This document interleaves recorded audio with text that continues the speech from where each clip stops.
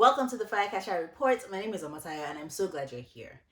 In today's video, we're talking to Adironke, who is a filmmaker turned podcaster. And I really love this conversation with her because she talks about the process of financing podcasts, the different kinds of podcasts there are, and just like the basics that are really helpful for anyone who wants to go into podcasting. I think you're going to find this conversation really, really helpful, really informative, and I'll see you on the other side. You did a documentary called Awani in when was it? 2018? 2018/19, yeah. 2018, and you won all these awards. Talk a little bit about like what inspired Awani and all the many awards that it won. Oh, thank you. It feels like a lifetime ago. It was just before the pandemic, a year before the pandemic, and it was my first film, my first independent short film. So a lot of work went into it, and Awani was sort of exploring the intersection of colonialism and gender in Nigeria. And it's funny. Like I at first, when people like mention Awani now, I sort of feel like, I would do it so differently. I'm a different storyteller now, but I am proud of it. It really launched my, I guess, storytelling career, film career, media career, whatever you want to call it. And my first screening was at the Ake Film Festival, but it also screened at like the Yale Africa Film Festival, which was really exciting. It went to like 10 countries all over the world. It was translated to different languages. I won 3 prizes. I think the one that like with the biggest bragging rights was a UNESCO prize, which was huge for me. The audience prize at the Africa World Documentary Film Festival, which was great because it was the audience that voted for it. The third prize was the Impact Prize in film. Yeah, like it's been such a journey. Obviously, there were some disappointments. I'd have loved to like put it on a streamer or something, but they weren't. Like I think I'm proud of Awani and the journey, but it was a little bit on the academic Right. side. It's not like easy watching. So yeah, it was a really like scary time. I made this film, I sent it to film festivals. I didn't know who was going to accept it or not. I mean, there were a bunch of rejections, a bunch. What drew you to podcasting, considering that your background is in like fashion and film? I'll always be like a filmmaker, but documentaries take a really long time. I don't begrudge that, but I want to create a body of work. I don't want to wait 10 years attached to one project. So that's kind of what brought me to podcasting. But it's not, I don't think like, okay, I can make 20 podcasts in a year. No, podcasts take time as well. But because the cost barrier is lower, it still has to be good. The tools that you have in film, like a beautiful sky or whatever, you don't have that in podcasting. So it's a different challenge, but I see it as a different type of storytelling. So let's think of all the ways you can tell a story. You can write a poem, write a song, create an art exhibition, all those different things. So for me, I think podcasts and filmmaking are very closely related, but the barrier is lower in terms of cost. Right. Talk us through the different types and the kind that caught your interest specifically. As of today, because it's the space is so dynamic, you have like your interview style podcast, and there's something that people call chumcasts, where like a bunch of friends, interview people or talk about society and issues, and that's a really popular style of podcasting. And of course, you have the narrative podcast. So maybe somebody wants to do like a podcast about the history of Nigeria. That would be a narrative podcast. And then something that's sort of come up relatively recently, well, as far as I know, I could be wrong, is audio fiction, because obviously we have audiobooks. So an author writes a book and then it becomes an audiobook. But now there's quite a huge space, Spotify and Audible, and I think Apple as well, are commissioning writers to make fiction exclusively for audio that's not published into an ebook or a physical book. They're VOD or vidcasts. Again, these terms, because it's such a dynamic industry, the terms are also dynamic. But podcasts used to be exclusively an audio experience. So you're walking, you're going to pick up your kids from school, the commute, whatever. They're exclusively audio, but now a lot of people film their podcasts, specifically the interview style podcasts. I'm not sure narrative is going to be filmed, but hey, it's a dynamic space, so Yeah. maybe it will be. Google has Google Podcasts, but they're collapsing that into YouTube, which is going to be a huge game changer. So I think a lot of people who aren't already filming their podcasts are going to have to, which I have like mixed feelings about, in the sense that I get it. Like, YouTube is the fourth largest search engine, so it's great to have your work on there. But when you bring a camera into the mix, that increases your costs exponentially. But it's okay, people adapt, and I think people will learn the new skills that they have to. But it's interesting because like back in the day, like in the 80s and 90s, there used to be radio plays and Mhm. those phrase that there's this song in my head, obviously, video killed the radio star. Radio star. Yes. And it's interesting because that's coming right around. And it's funny because as much as like social media is like killing advertising, for instance, or Mhm. killing even the film space because people are Yes. watching Yeah. different things, it feels like radio is the place that like it felt like we left it behind, but now it's coming back and it feels like it's the most sustainable version really so far. So it's interesting to see what's happening in that space.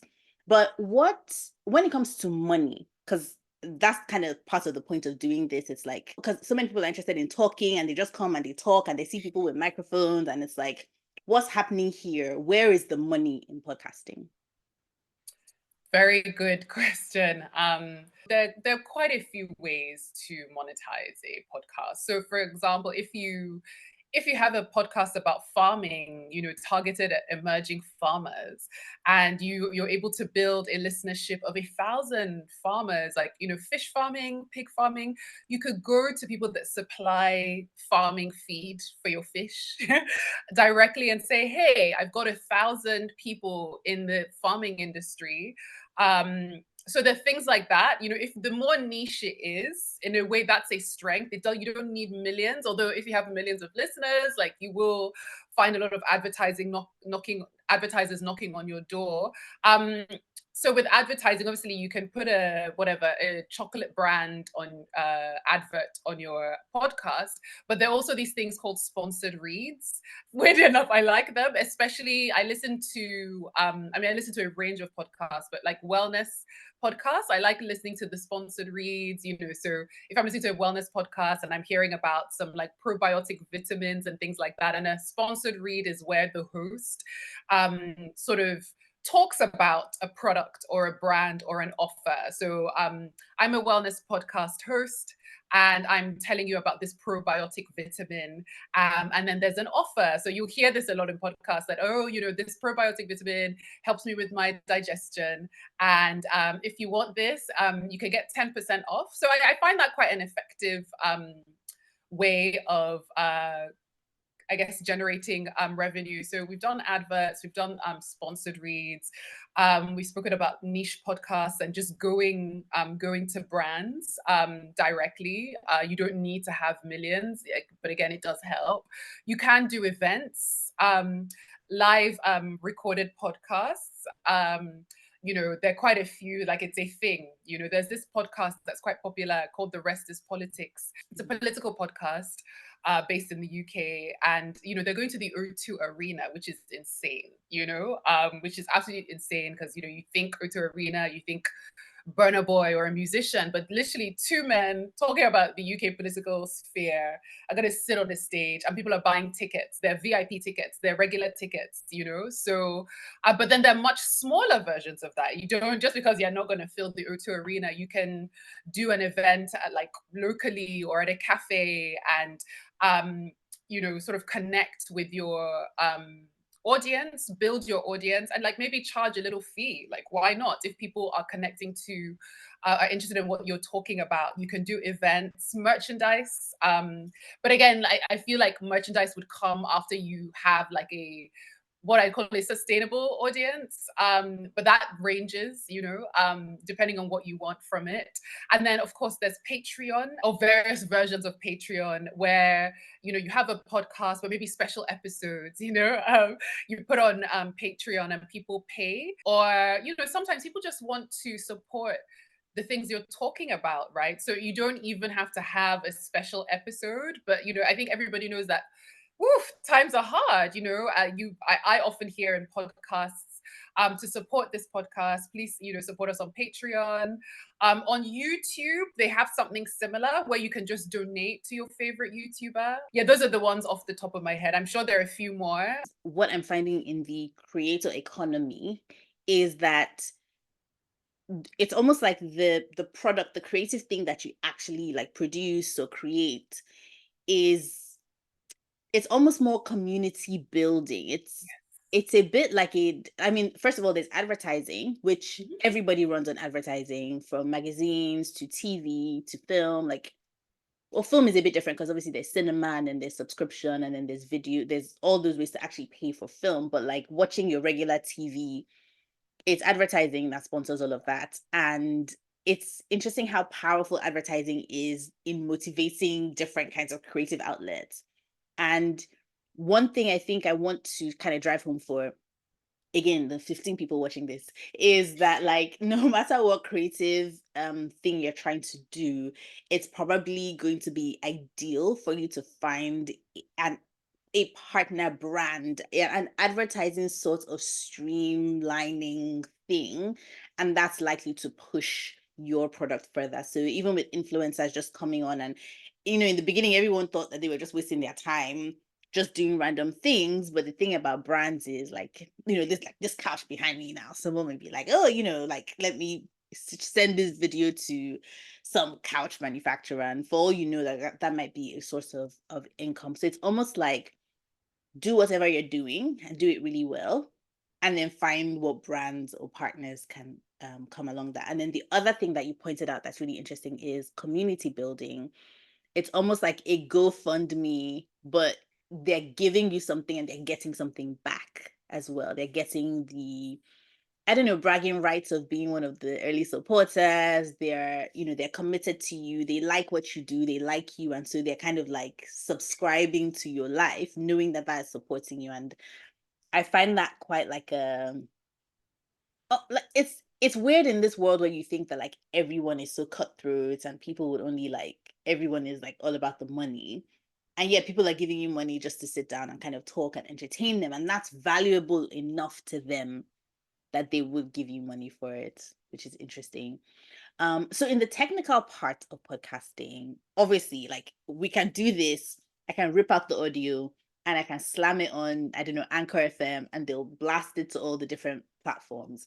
But what do you think someone who is interested in starting podcasting really needs to pay attention to in order to like stand out from the rest of the podcast? So it's so interesting. A friend's sister is pretty senior at quite a big tech company, and I'm in the process of working on quite a few podcasts. And I said that like I want, what's any like, can you give me one sentence and of advice, because she's in marketing and I'm sure she gets a lot of like proposals. I wasn't even seeking funding. I just wanted to know like someone that's in the decision seat of where to put like company funds. And she was like, look, Ronke, there's a lot of things competing for our attention.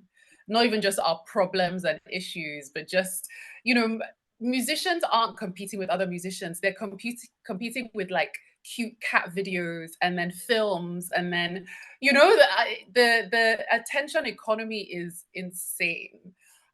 So her advice is exactly what your question is. So your question is the answer. You've got to stand out. If I'm going to do a podcast about hair, I I need to research what else is out there about hair, and not just podcasts. Like, what are the TV programs? Because I mean, one thing that HBO does is that for a lot of their TV shows, they'll also like produce an accompanying podcast. So that's not, your competition isn't other podcasters. It's it's HBO, right? So what's out there, like what's going to make you stand out, but also what's authentic, right? Because right now we're talking, if I lifted my shirt up, that would make us stand out, but that's not really authentic to me, and that's not really the energy I'm trying to put out in the world. So so I mean, obviously there's temptation to do these like shock tactics, and hey, like maybe it's a stunt, a podcast about stunt, and you're going to need to do some shocking things, you know. So so you really, I think it's that balance between like creating a really informative podcast, an engaging podcast, but something that stands out. You know, I consider myself an enthusiast, not an expert. But one thing I've heard is that it's a volume business. So the average consumer of podcasts, if I recommend a podcast to you, obviously, like I think you'd listen to it. But if you came across a podcast with just one or two episodes, you wouldn't be invested. A lot of us like to arrive at podcasts with a minimum of 10 to 20 episodes. And it's a lot, like it's like, whoa, you know, with a TV show, like you can do one a week and you know, but not with podcasts. So it's a volume business. And I wouldn't like launch my podcast with just one episode, like maybe create 10. And it's again, that's why it's time consuming.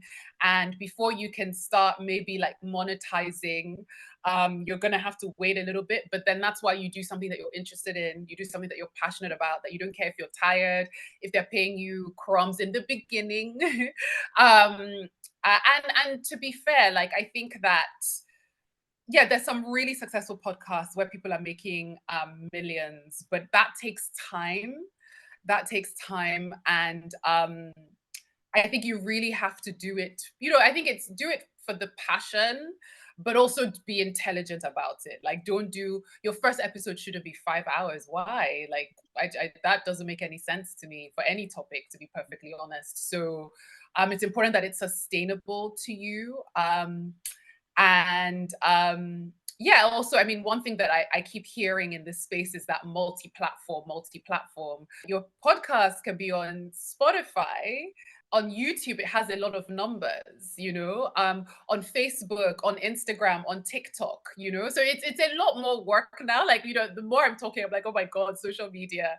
It's so daunting. But there are those things you're gonna have to do, Yeah. but those things ultimately will benefit you. Yeah.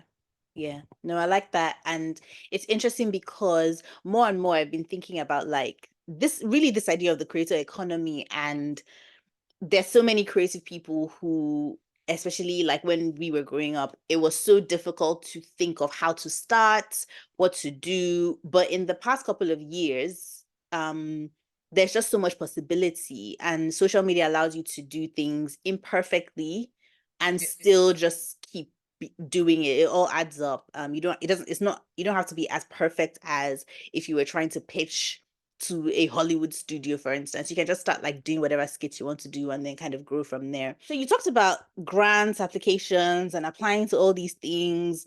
Can you talk about what opportunities there are? Because you raised money to do the documentary in and of itself, but then you got grants and you applied to all these different places all over the world, and you had your documentary seen even though you're based in Lagos. So can you talk about, first of all, how did you get the grants? And yeah, like what was the process like? With grant organizations, I think, yes, I worked hard, but I was also very lucky. So I'm always trolling the internet and social media for opportunities.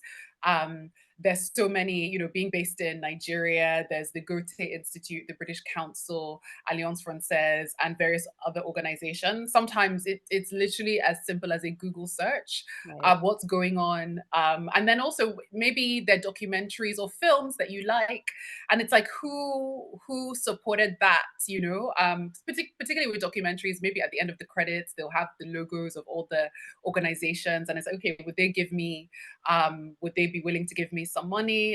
So for example, the Open Society Foundation, at one point, I'm not sure what their pillars are now, at one point they were funding films that encouraged Nigerians to get involved in the voting process, because there's been a level of voting apathy. So maybe your documentary is about health, you know. I know a few years ago, the amazing like Nollywood actress Stephanie Okereke produced a fiction film, not documentary, about fistula. You know, the health condition that exclusively affects women, young women, and it went as far as the UN. I mean, what I think definitely like her profile. I mean, she's a huge actress, but also the issue she was addressing.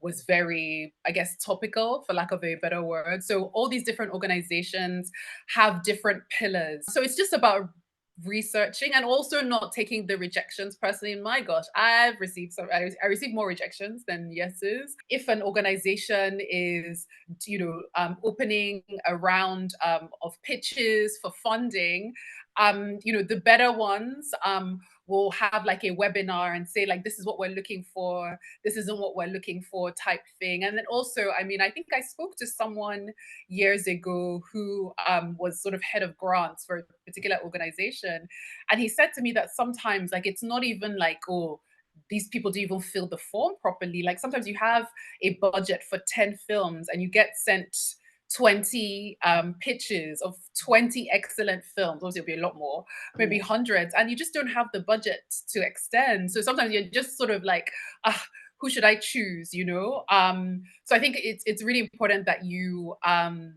don't take it personally. I'm almost talking to myself because I received some rejections fairly recently, and I was like, oh, why? I'm good for this. I can do it, but everybody has their reason, and sometimes like you need to apply and apply and apply. Like it's like if at first you don't succeed, apply again. I remember, I mean, this isn't a grant, but like I got into Berlinale Talents, and I had applied like 3 times before, I won a prize as well, can I Hey, say, hey. when I got in. But yeah, like if at the first time I was like, screw them, they don't understand me. But I applied like, I think I got in my 4th time, Wow. so it's also just being like, people are like, oh, be like determined. Like, you almost have to be crazy. Like, why would I apply for something 4 times? Like, there is a level of craze that I have, self-admittedly. So I wouldn't say it's because I'm determined. Um, but yeah, so I think it's research, asking the right questions, and also understanding that, sometimes these things are just, it's when it's your time, it's your And let me know, time. what did you get from this conversation? What are the major points you took away? What I took away is keep trying. Keep trying. People say this all the time, but I know her quite well. And even I didn't know that it had taken her 4 times to get accepted. And then when she got accepted, she got a prize. So a lot of the opportunities when it comes to getting sponsorship, getting grants, getting fellowships, are open to people. These opportunities are available wherever you are in the world. However, you have to be so diligent researching, Googling, and applying over and over again. Again, when you're going through this process, it's important to remember why you are doing this. Are you doing this because you have a message that you want to reach the world, or are you doing this because you want to kind of build a financial stream of income for yourself? Your approach to going into podcasts or into creation in any way will be determined by what your end goal is. But yeah, I hope you enjoyed this conversation. Don't forget to check out Ron Care at Adiron Star on Instagram. Don't forget to fill in the creator database. I'll link it in the description. Thank you so much for watching, and I'll see you in the next one. Bye.